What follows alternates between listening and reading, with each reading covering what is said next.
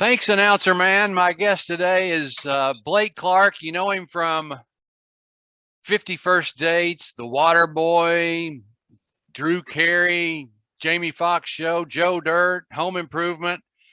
So how come every time I say I'm going to interview Blake Clark, everybody says the same thing? Who? Yes, who? Why is that? You have to say the guy with the guy from Water Boy, 51st Dates, Boy Meets World, whatever. Oh, yeah, that guy. Once they see your face and hear your voice, there's no mistaking it. Everybody knows you. Everybody loves you. Well, yeah, I've been very fortunate.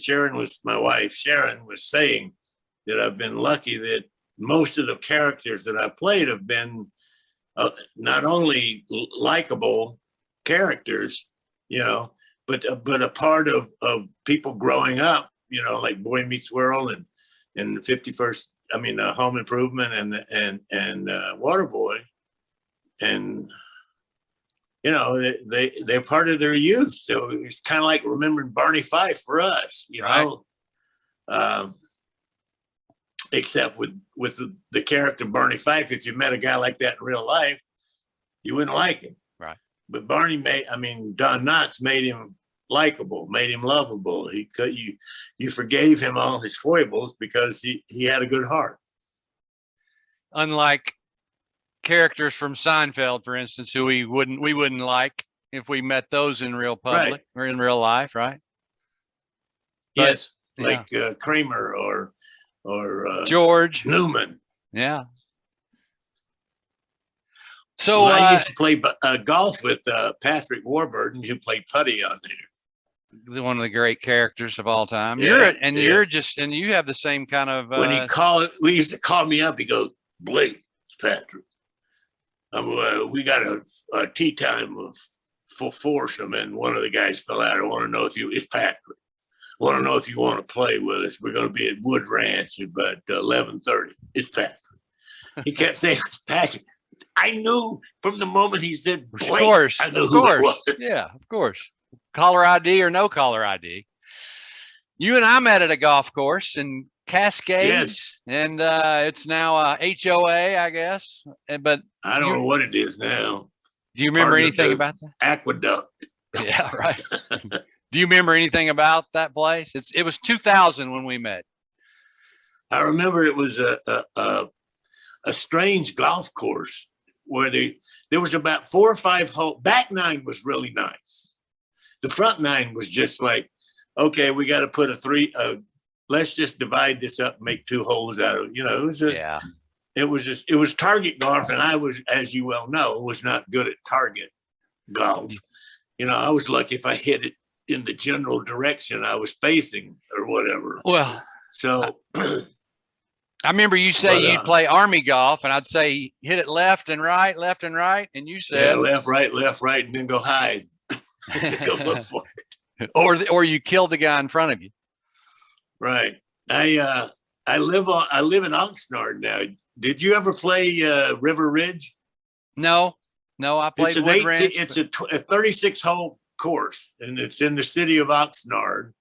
And we used to come here all the time and play, especially during the summer, because it was much cooler here, like 20, 30 degrees cooler than in the valley at Cascades where we met. And I would come here, drive from Northridge or from Granada Hills, an hour and a half to get here to play. Now I live here and I don't play anymore. It's where the Cowboys do their summer camp. Right. Yeah. Okay. Yeah. We did play. They called it the Poor Man's Pebble Beach, and I can't remember the name of that one because it had this. It was on the coast. Yes, Sandpiper. Is that north of Santa Barbara, maybe? North of Santa Barbara, Goleta. Yeah. That was a nice place. And now you and I've kind of quit. Both of us a little bit quit playing. Everything started going south on me, and especially my shoulder, which I've yet to have surgery on. I've had my hip replaced. I've had both knees replaced, one of them twice. I've had my hip replaced. I've had my neck surgerized. I've had my kidney surgerized. I've had my gallbladder removed. Sharon, my wife, says if I replace any more things, she's going to have to remarry me because there ain't enough original parts left. You're not the same man you were when she married you. No, but she looks about the same. So Beautiful. that's cool. Inside and out, she is. I just they're slowly as Jack Crabb said in Little Big Man to Mr. Merriweather, they're whittling you down pretty good, Mr. Merriweather. You know, every time he showed up in the movie, he'd missing a hand, a part of the leg. That's right. And whittling you down pretty good. You and I kind of hit it off pretty quick just because I guess we were from the South and there weren't too many of us out there at least when I was out there. No, now there is, but there wasn't back then. What'd they think about you? How did you get into acting? I got turned down for a radio gig because of my accent when I was living in LA. The show was going to be in Vegas, but anyway, they didn't like my accent and I didn't want to hide it. So did that ever affect you when you got started out there? Oh yeah, absolutely. These people especially representation.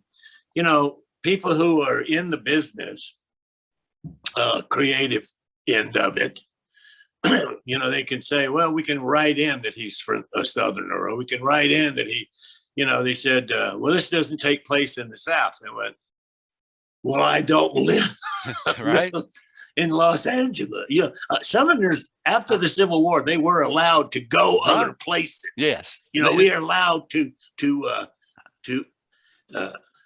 roam the travel country, freely. So to speak. Yeah. Anyways, but I remember Tom Wilson, the guy who played Biff in Back to the Future movies. I don't remember his agent's name, but he was going to try to hook me up with his agent. And his agent said, what are you going to do with that Southern accent? And I went, well, I didn't realize I had that thick of one. He goes, well, it's offensive. He said that. Can I tell you what I said to him? Of course.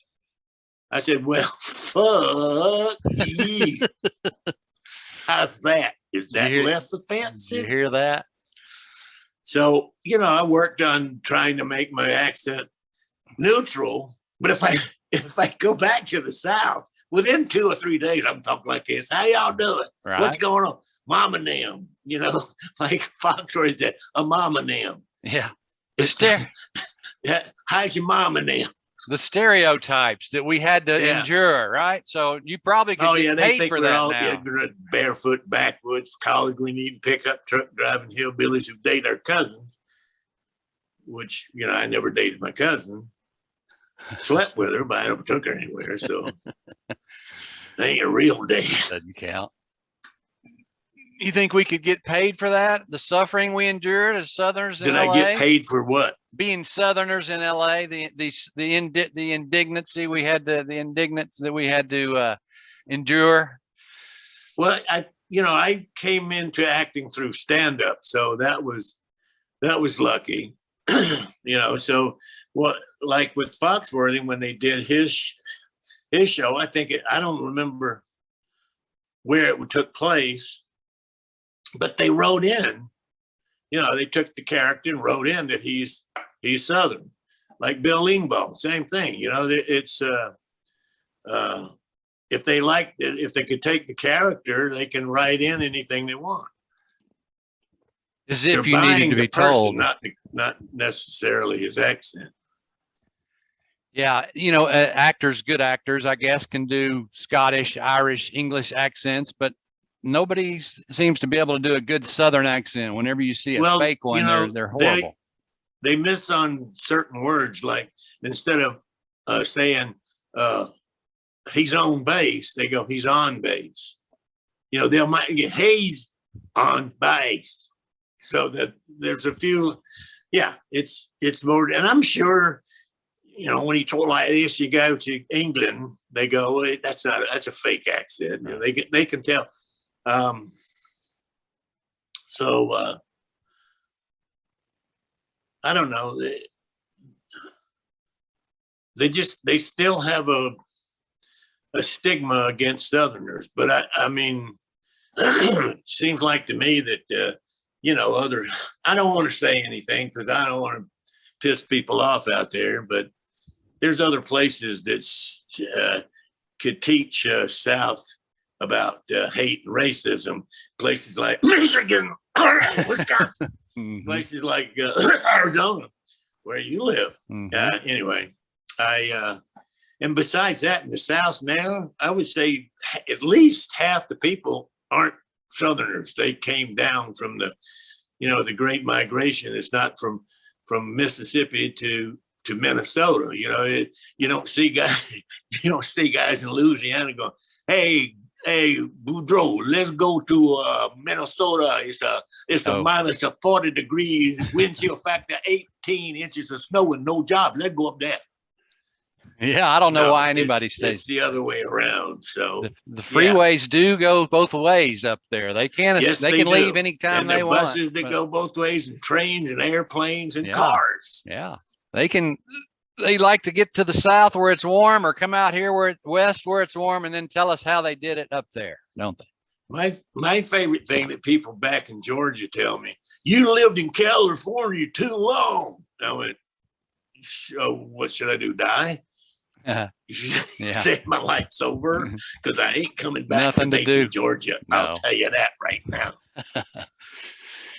You've done all those. I mentioned a few of your things. You've been in 100 movies and TV shows. I mean, is there who stands out to you that you've worked with?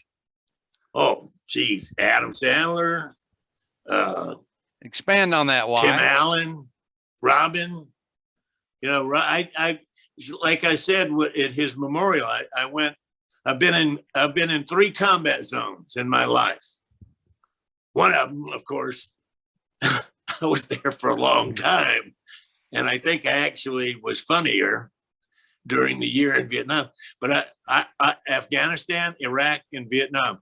I've been in 3 combat zones, and 2 of them were with Robin. So, Robin was great. What a great guy he was. Tim Allen and Adam Sandler. Sandler, you couldn't ask for a nicer person. Yeah, you told me how he treated everybody on set. He just treats them like family, and he uses the people over and over again. And Clooney was very nice to me. George Clooney.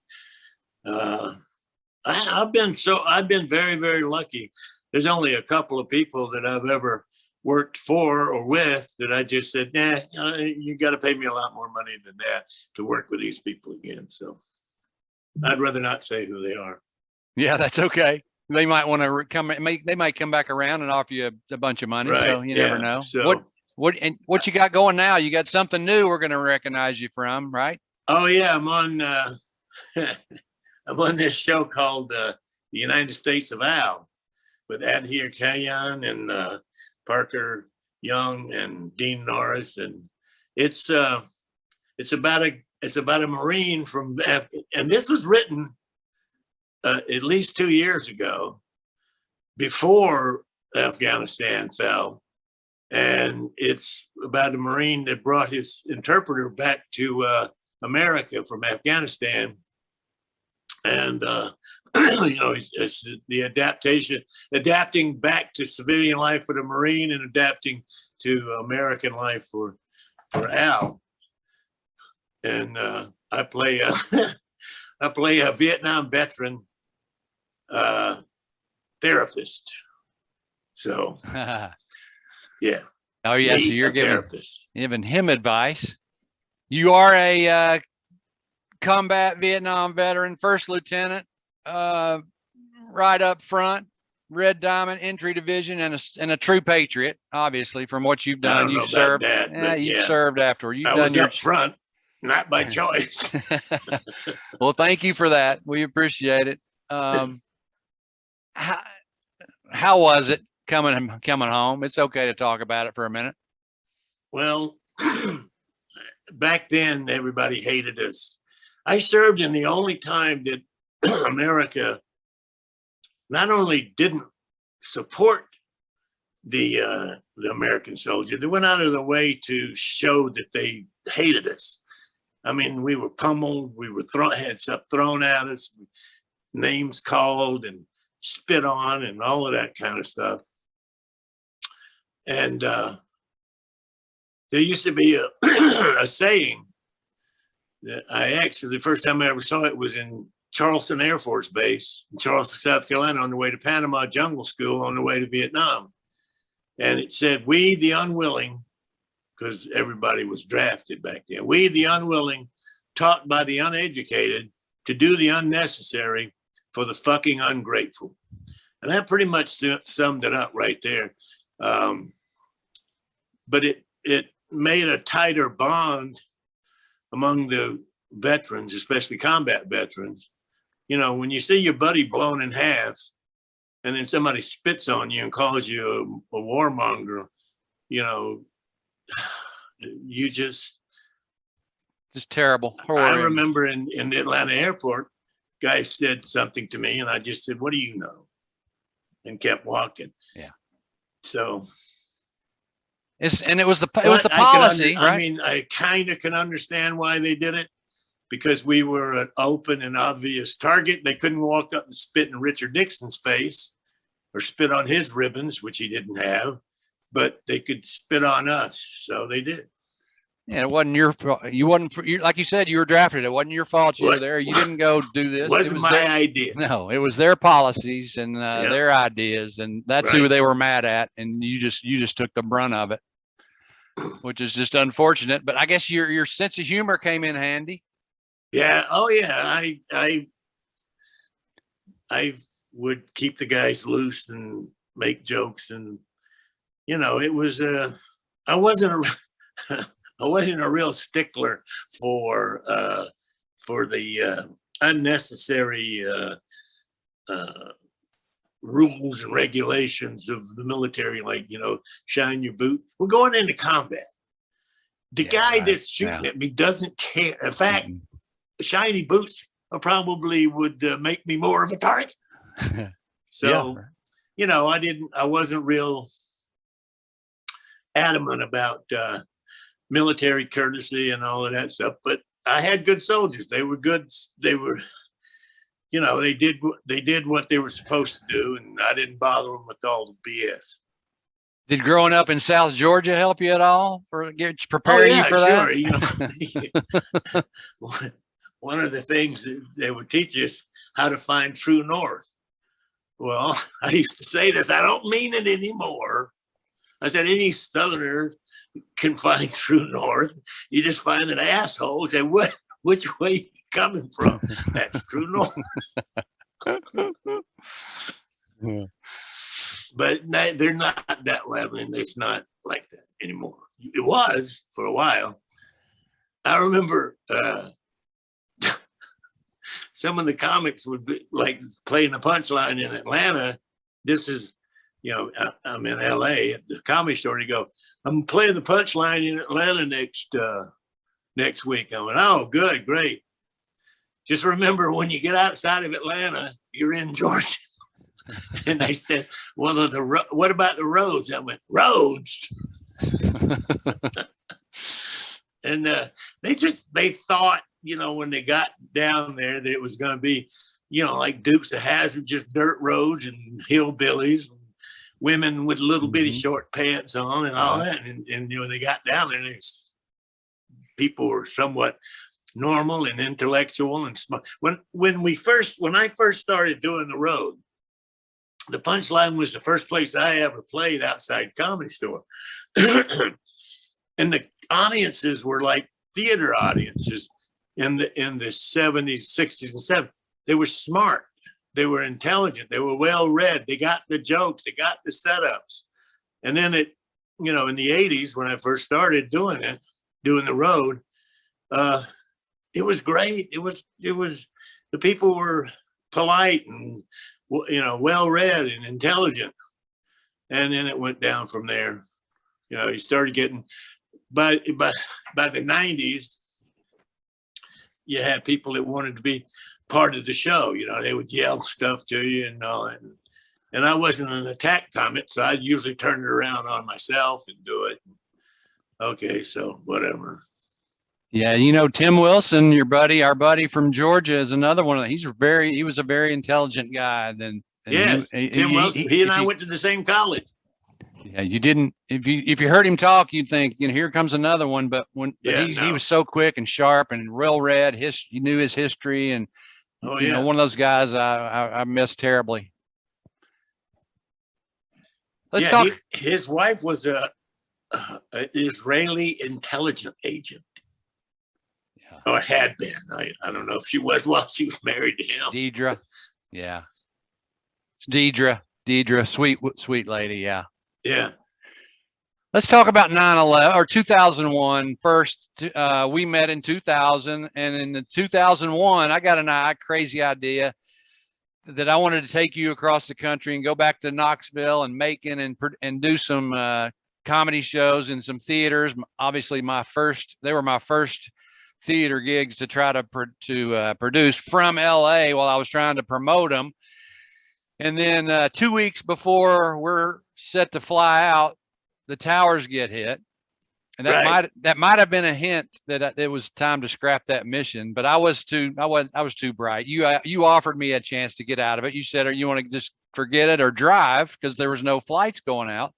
Right. We didn't know when they were going to fly again, so we decided to go out there and go by car. And from the financial standpoint, it was a tough time to do comedy, right? Because nobody knew if they should even be laughing right after 2 weeks after 9/11.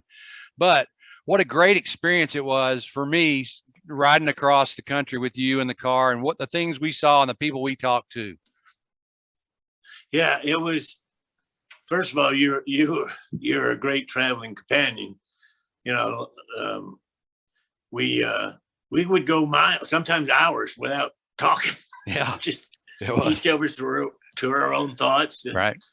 And neither one of us made too many demands. You know, you'd say, "Where do you want to stay?" It's just okay. Yeah, it's fine. Yeah. You know, I mean, we didn't. We got along fine. The things that I remember the most about the trip, rather than necessarily the shows that we did, was stuff like when we were going through, I think it was New Mexico, and it's just pouring, storming rain, just, you know, frog choking rain, and those people were on the bridge waving the American flag, big American flags over the freeway in the rain and the damn freezing sleet rain. No, and then that we'd put the little American flag in the back of the. I actually think that we cut it out of a newspaper and taped it up on the back window, and we would stop somewhere so you could maintain cell service, because back then, you know, it was spotty throughout the rural parts of America. So we'd have to pull off the road. Maybe you said, "I'm losing," trying to set us up another date. And we wouldn't sit there more than a couple of minutes. People stop and ask if we needed help. And then you remember we went to lunch with a friend of yours in Nashville, and we were walking out on the street. This was probably, actually, I can't remember the date, but it was about 2.5 weeks after the towers. All right. When they finally started letting the planes fly again. Oh, and we were walking, talking, and all of a sudden we all three stopped because we heard a jet. Yeah. And it was, you know, a big passenger jet taking off from Nashville Airport. And it was banking around the downtown area. But for a second, it looked like it was banking into that, whatever that building was. And we just all just stood there, didn't say a word, watched it. And then when it climbed on up, went away from the building, we went back to talk. Yeah. That's how we first found out flights were back in the air. Right. Yeah. So we didn't know what to think. Yeah. Is this real? Is this going to be, is this another one? Yeah. Yeah, I But got it's funny that goosebumps. those are the things I remember the most vividly Same. about. Yeah, the guy on the overpass with the flag is the Yeah. thing that stands out the most to me. But and the other thing might have been that every mile of I-40 going through Arkansas was under construction. So Yeah, that you called it the lane closures, Dave. that's right. Yeah, but that gave us an opportunity to get on Route 66, which we did a couple in Oklahoma too. From time to Right. time, we The just guy got gave off us the free freeway. sandwiches. Right. And everybody that approached us, I mean, it was just everybody was super friendly at that time. You know, we were all one at that time for the right. And it's too bad it took that kind of drastic attack on our country to bring us together. And I don't want it to happen again, but I think that if if you're a Democrat or a Republican or an independent or whatever you are, you're an American. Yeah. And it's, everybody we're supposed to have equal rights in this country, and everybody's supposed to be able to pursue their happiness, regardless of race, color, creed, origin, sexual orientation, whatever. I don't care what people do. I don't. No. As long as I don't have to. Yeah. Right. Yeah. Okay. If somebody could bring us all together without a terrorist attack, they would be the greatest American hero of all time. Absolutely. Unfortunately, I don't know if we can get there or not, but I don't know. But well, I know it ain't it ain't nobody that I can see on the horizon. I don't know right at the moment. No, right. Yeah. He may be coming, but he's not here Joe yet. Rogan, he or she. Right. It ain't Neil Young. No, that's right. That's right. Somewhere in the middle.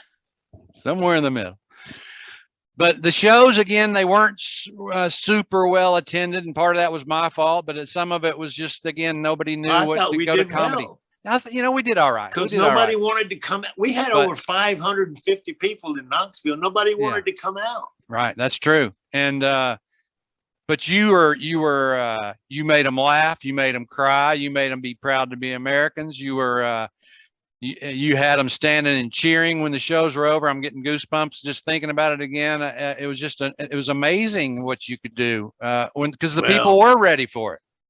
I thought they needed and I thought they needed two things. I thought they needed to laugh and forget about their troubles, and they also needed to have hope that America ain't beaten. Yeah, it was fun to watch. It was fun for me to watch. It was fun for me to watch, to see the people, the standing ovation, and mingling with you after the shows and all that kind of stuff. It was just it was fabulous. I don't think it was my show. Who was the opener again? I don't know. Snuck over to must have been. It might have been an opener. I don't know. It might have been the feature. I don't know. But yeah, it was. You were amazing. In a time that the only tougher time was in, I guess, COVID, when there was no shows at all. So yeah, right. Yeah, it's difficult now, and the lady who produced two of my HBO specials, excuse me, wanted me to do a comedy special, and this was a couple of years ago, and I started texting back and forth and writing, and I started writing down stuff that I I thought would work, and then the COVID thing happened, so it got put on back burner, then it got taken off the stove, then it got put back in the freezer. Now I think it's been thrown out in the garbage. Yeah. So I don't know if I'll ever do stand up again. I kind of want to in a way, but I also kind of don't want to in a way. And I'm 76 years old today, actually. Happy birthday, Blake. Thanks you. for spending time. And I'm still working. So that's pretty good. Yeah. That is. They asked Clint Eastwood, who's 91 and getting ready to direct another film. Excuse me. They said, how do you handle doing this? He goes, when I get up in the morning, I says, I get up in the morning and I don't let the old man in. That's great. I like that. Yeah, you're still sharp and you got a lot of ideas. You could write. I mean, that's probably the hardest part is writing, maybe, and then getting back out in front of a crowd, probably, tough to Well, I get in front still of. write and I still do it, but it's just to Sharon. Yeah. And Sharon is as funny as any freaking comedian out there. She's hilarious. Your number one collaborator. That was a smart move you made back in the I won the lottery with her. Yeah, no question about it. Did you no, go ahead. It'll be 50 years this June that we've been amazing. married. That's amazing. Congratulations, man. That is unbelievable. You've when we were traveling, every time we'd stop, we did our part. We looked in every Cracker Barrel for Bin Laden. we never found him, but no, he was not at the Cracker Barrel. There was no Cracker Barrels in California. I don't know if they are yet, but there is now. There's one right down the street. Right on. Very good. Okay, good. You remember those outlet malls on 101 in Camarillo? Yeah. Yeah, that's where it is. Nice. Yeah, that's good. It's a freaking character. And they opened, and right as they it was coming for a long time. And right as they opened, the COVID thing hit. But I've been there a couple of times. I'm sure they're doing that just fine. Yeah. Good groceries. They're not a sponsor yet, but that's okay. We can talk about it. I remember we talked at that time. We said if we could get Chick-fil-A out west and they're here. And In-N-Out out east, we'd have it made. But we got the Chick-fil-A part right. But In-N-Out. Well, I know In-N-Out doesn't franchise. I don't know if Chick-fil-A does or not, but there's actually two Chick-fil-A's within a couple of miles of me now. Yeah, they do. I go there quite often. Yeah, I do too. They're good stuff. But I think In-N-Out does the all locally grown produce and stuff, so that they can't never frozen. They can't go west. I mean east. They can't go too far east or whatever. No, but they could do it there. I mean, sure. What do they got? Onions, tomatoes, lettuce, and meat. Yeah, and you can find sauce. that. You can find that in the Arctic. Yeah, that's you can probably find it in the Antarctic. Yeah. Back to your career for a minute. It's been a long one. What was your first role? And when you're doing stand up, how did somebody approach you and say, gig was, and this is what got me my Screen Actors Guild membership, was a show called Palmerstown. It was by Alex Haley, who wrote Roots. Sure. He wrote this thing about the, I guess, 30s rural type town or farm town. And they thought that there was a brothel in there. And my line was, "Ain't no women in there, Bill," or whatever the guy's name was. I don't remember. That was it. That was my one line. But it got me my Screen Actors Guild card. And then I did a couple of Tonight shows. And then I had a recurring role on Remington Steele. I played Fred the chauffeur. And I did the first season, I did 6. The second season, I did 1. Third, fourth season, I did none. Oh, wow. And then for the final episode, I did, they had Fred back as the chauffeur. But and then I did other stuff, my first big time movie was St. Elmo's Fire. I played the guy Wally who ran, or he was either the manager or he owned St. Elmo's, which was a bar in Washington, D.C. And then the parts just started coming. Various, whatever they would allow me to do, I did. So, I guess probably done, I don't know, over 50 movies. Yeah. Over probably close to or a little over 100 TV episodes. And stand-up comedy, my God, I've done thousands of shows over, not on TV, but throughout the country, throughout the world. I've been to Afghanistan and Iraq and Kuwait, and Abu Dhabi and UAE and Djibouti. Djibouti was the worst place I've ever been. And that includes Vietnam, where people were trying to kill me. And I was only in Djibouti for a few hours. And they said, "Which would you rather do, go back to Vietnam or go to Djibouti?" And I said, "Well, I'd have to really think about that." That was one of the worst places I've ever seen. I don't know anything about it except it's the most fun country to stay, though. Yeah, it's right above Somalia. It's on the Horn of Africa. Oh, yeah. The life expectancy of a male is 32 years. Oh, geez. Yeah, For that's a woman, rough. it's 34, I think. Boy, that's horrible. rough. Yeah. Horrible place. I'm glad you survived that. Okay, so 50 shows and 100 episodes, let's say, or more, but 50 movies. What was your favorite one to shoot? Not necessarily was the highest absolutely, grossing. The Waterboy. We had a ball. We played golf we shot Wednesday through Sunday. So we had Monday and Tuesday off, and Adam would take us, we'd play golf, and he'd take everybody out to dinner, say on a Saturday night, and pay for it. And we'd go to Morton's and Nice. In Orlando. We filmed it in Orlando, and it was so much fun. You know, he was Adam Sandler, but he wasn't Adam Sandler.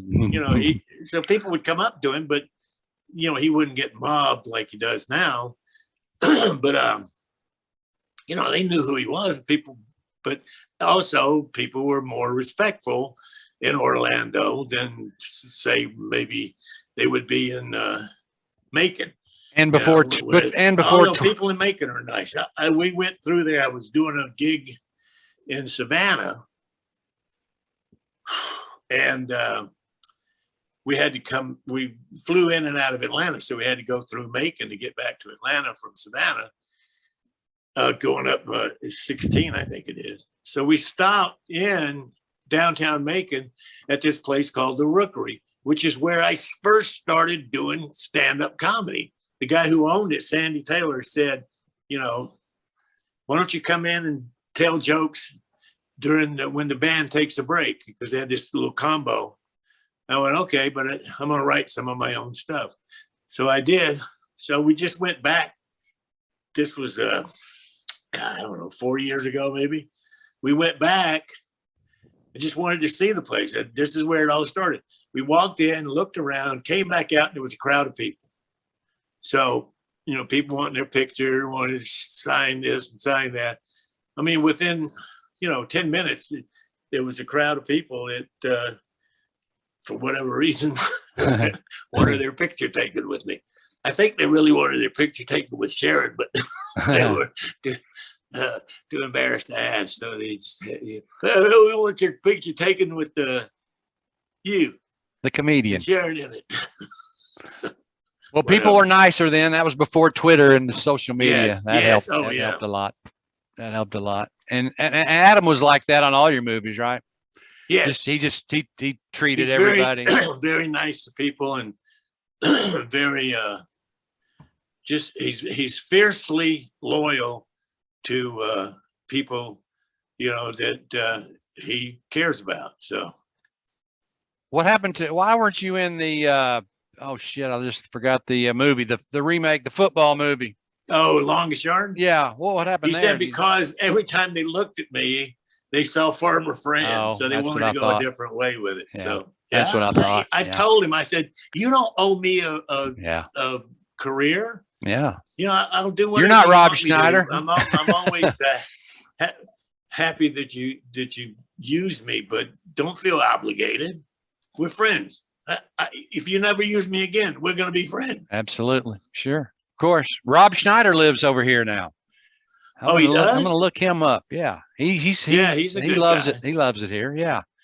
Yeah. There are a couple others you want to mention that you worked with. I'm going to ask you about my favorite here in a second. Oh, Clooney. I said Clooney was very nice. Tim Allen, you couldn't ask for a nicer guy than him. Boy Meets World, those kids were just great. I loved working with them. And Michael Jacobs, he and I played golf together for years after the show wrapped. So he was and still is a good friend. He was a creator, producer, and everything of Boy Meets World. And I've been very, very fortunate with the people I've worked with and for. I've been all great, wonderful people, except a couple. when we traveled, everybody that's asked recognize you, they recognize you for something different. What do you think's you're most recognized from? You think it's 51st Dates maybe because it was such a big part? Probably Waterboy, Yeah, because maybe. when I You get a lot of meme action from that. Did you know that? no, I didn't. With the picture of you with the Oh God, yeah, that's yeah. That's all oh, over the geez. internet still. I've had a long time, Yeah. hard time living that now. Yeah. But they're not pierced. It's not going away. Anyway. I spent most of my young adult life trying not to be pierced. So, yeah, right. You and I both, and this part, and it continues. Yeah. I thought 51st Dates might launch you somewhere. I mean into more serious roles, because the one that gets me at the very end when Drew wakes up and watches the movie and then she comes out on the boat and you're there on the boat and they've got a kid, and it's just, and the music starts, that's when I go into tear mode every time. It gets me every time I start crying. But where was that shot? Was that off Alaska? That was shot in Honolulu, on Oahu, right off of Oahu, and they green screened all the stuff, and they green whatever with the breath. But the thing is, it was so hot, and I'm in that warm weather gear. They couldn't do a close up with me because I was just pouring sweat. And it took forever to film it because every time they would zoom in on her and the kids were twins, which is normal, they take twins. She was unhappy because it was so hot, and they had to dress and look, like they were dressed warmly. It must have been, 90 degrees and no wind, 98% humidity. Adam was cool. He was doing pretty good. He didn't sweat that much, but they couldn't. I'm surprised you couldn't see it from here's "Hey Dan," I waved like that, and I think sweat came off my hand. Oh, really? No, not at all. But love that movie. When it's one of those, whenever it's on, I'm stopping what I'm doing and watching it. Yeah, I was fortunate to get that one. Can I ask you about how the Hollywood part of it works from a financial standpoint? Obviously, I'm not going to ask you about numbers, but you get a contract going into the movie, right? It's going to pay you so much to shoot it, and then a royalty or a residual. Right. How does that work? You have what's called a quote. So if you did, let's say you did this movie for 10,000, guaranteed 10,000 a week. For your next movie, if it's similar budget and everything, then they'll usually bump you up a little bit, say to maybe 11.5 or something like that a week. But then you get meal penalties and overtime and all of that stuff. You're what's called a day player, even though maybe you're signed on for the whole run of the movie. I don't know if they call it a day player in movies now that I think of it. They call it a day player in TV because that's what I am now on United States Val, because that means you're not under contract. By the way, that's CBS Thursdays, correct? Yeah, Thursdays after Young Sheldon on CBS. Best of luck on that, obviously, of course. Best of luck. We hope that goes 98 episodes. Is that still the magic number for syndication? 98? I don't know. I think Young Sheldon's already in syndication, and they just did their 100th episode the other day. So they had all kind of flowers and balloons and all that stuff. So they've been in syndication for a while. I don't think it has to go 98 anymore. I think they need so much product, all the streaming services and everything. And that's Chuck Lorre. Yeah, Chuck Lorre. Yeah, he did 2.5 Men, Big Bang, Mike and Molly, Bob Hart's Abishola, Young Sheldon, United States of Al. There's another one he does too. Oh, he did Mom. Right. He's like the Neil Simon of the, or Norman Lear of modern times. Of our day. He's Yeah. a good guy. He's very good guy. Another good guy to work for. That's good. Hell yeah. That's good to know. And he's got some success. So hopefully this one rolls on. Let me ask you this quick golf question I always ask is if you had a dream foursome, you can pick 3 or 4, alive or dead, anybody you could play golf with, whether from probably the live people. it'd be more fun. Yeah. You don't want to hit a shot to drag somebody. I was in Charlotte, North Carolina, and there used to be a radio show, John Boy and Billy. I was there with you. Sure. Yeah, I was there with you. Okay. Yeah. And that you'd go in there and you'd do the morning thing. So I walked in and they said, the question on the floor is if you could make love to any woman, living or dead, who would it be? And I went, I reckon the living one. And they, just for a second, they went like, no, we meet. And then they saw the look on my face. And they started laughing, and for I don't know how long it was, just several minutes. They kept trying to go back to the show, and every time somebody, because they had a group of people in there too. One was an ex-general, and they had like a little audience in there. And every time they'd start to go back, they'd start laughing again because it was. I reckon because it was the pause. Yeah, I reckon. Yeah, it would be the living one. Yeah. So. I don't know. You, number one. I appreciate that. I appreciate that. Robin. Yeah. Even though he didn't play golf, but he did that great who cares, right? Bit. And Sandler. Yeah, boy, well, that would be a great foursome. Anybody like from the 80s when you got started, not necessarily from the 80s, but before that you said. How about Johnny Carson, David Letterman? That's your inspiration. I don't know. Groucho, sure. He used to play golf. W.C. Fields, he played golf. That'd be all right. Did you get anything Bobby from Jones? Those? Yeah. Who did you get your inspiration from back when you said I'm going to be a comedian, or you just said I'm just funny and I'm going to do this? I think Jerry, when I told Sharon this the other day, what got me started trying to go for laugh, I must have been 4, maybe 5 years old. And I had on my father's robe because it was way too long for me. I'd rolled up the sleeves and I was standing on a footstool and the thing went down and I was doing the silly conductor thing that he did. My mother and father were laughing so hard they were crying, and I went, I think I might want to do this. Yeah. And I was always in trouble from then on throughout all of my entire school, all the way through officer candidate school and college, high school. I used to get kicked out of. I get paid lots of money for stuff I used to get kicked out of class for. Right. Yeah. Because I never was, I wasn't unruly. I didn't run around I would just make comments.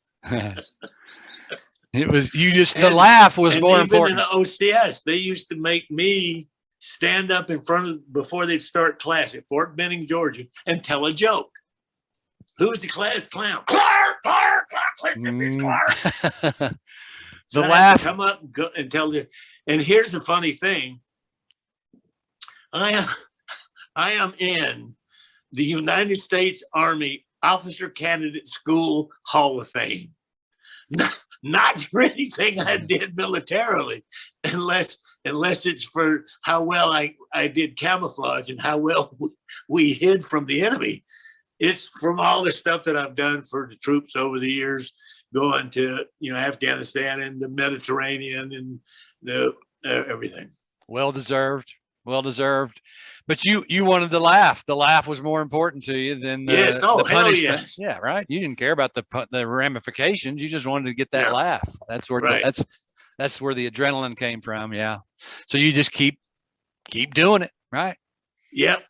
How many like ad libs are just a lot of your scripts are just that I don't know how many people, producers, are going to let you ad lib with those because they're on such a tight, timing, especially in 30-minute sitcoms or whatever. But do you ever get a chance to do that? Yeah, not so much with this show now, but yeah, you used to be. But and then one of the things they told us on Home Improvement, okay, we're open for any suggestions you have on the line, but all we ask is that you try it the way it's written first. So, some people liked you to ad lib, some people didn't. Some people were if you got the gist of the line and it was good and with the right emotion or the right timing and everything like that. But then there are other people who want you to say it absolutely word for word, comma for comma, period for period. So I've been lucky. The people that I've worked with, I say, well, I got some of the words right when they do the, okay, I got some of the words. It's okay. It's all right. It's fine. We can work. We can use that. Okay. That's good. The writers are the unsung heroes, I guess. Huh? The writers are the unsung heroes, maybe not in the business, God, but for the regular Joes watching. Yeah. What? The regular Joes watching, the regular viewers, the writers are undervalued. And most of the writers were, like Chuck Lorre started off as a writer. And it's probably before that as a stand-up. So a lot of the guys that I know were stand-ups and then they became writers. Because their work was more steady and better pay and all that stuff. Yeah, they're the ones their ideas are the ones that become the shows, right? Yes. Yeah. So, well, man, I've had a lot of fun with you. I hope we get together soon. I'm gonna have to come over and see you, I guess, or you can come over here.